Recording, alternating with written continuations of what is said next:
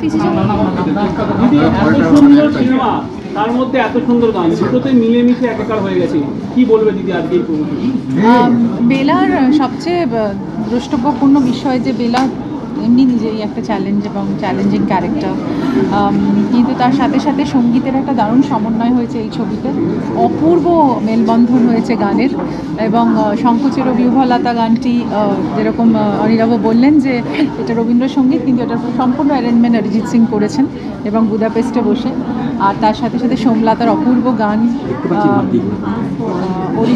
অর্চিতা, হ্যাঁ ঈর্ষিতারও অপূর্ব ফোক টিউনের যে গানটা খুবই আমাদের মনোগ্রাহী হবে বলে মনে হয়। এবং আমি আমার মিউজিক ডিরেক্টর রণজয়কে অনেক অনেক ধন্যবাদ জানাই।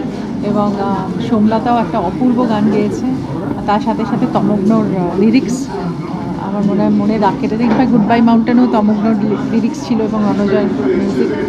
গানগুলো খুবই মনোগ্রাহী হয়েছে। আমরা রাজভবনে স্ক্রিনিং করলাম এবং বেলার শুভেচ্ছা নিয়ে এসেছি রাজ্যপালের কাছ থেকে এবং ওনার স্ত্রীর কাছ থেকে। আজকে রাজ্যপালের ছেলেও আমাদের মধ্যে উপস্থিত হয়েছেন আমাদের শুভেচ্ছা জানানোর জন্য। এবং আরও ভালো লাগলো যে আমাদের সঙ্গে ছিলেন সোহম, কারণ ওরও ছবি আসছে বহুরূপ। আমার ভালো লাগছে যে আমরা সবাই মিলে দারুণ একটা কাজ করছি। এবং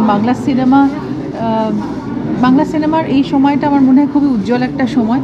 এবং আশা করব যে বেলা দে যেন ঘরে ঘরে পৌঁছে যায়, যেরকম বেলাদের রান্না ঘরে ঘরে পৌঁছে গেছিলো, সেরকম বেলাদের জীবন যেন মানুষের ঘরে ঘরে পৌঁছে। আমার একটাই আর্জি, প্রাইম টাইম শো দেওয়া হয়েছে বাংলা সিনেমাকে, প্লিজ আপনারা এসে ছবিটা দেখবেন এবং ছবিটার মূল্যায়ন করবেন। এবং বেলাদে আপনাদের জন্য অনেক কিছু জানাবে এবং অপূর্বভাবে আপনাদেরকে আনন্দ দেবে।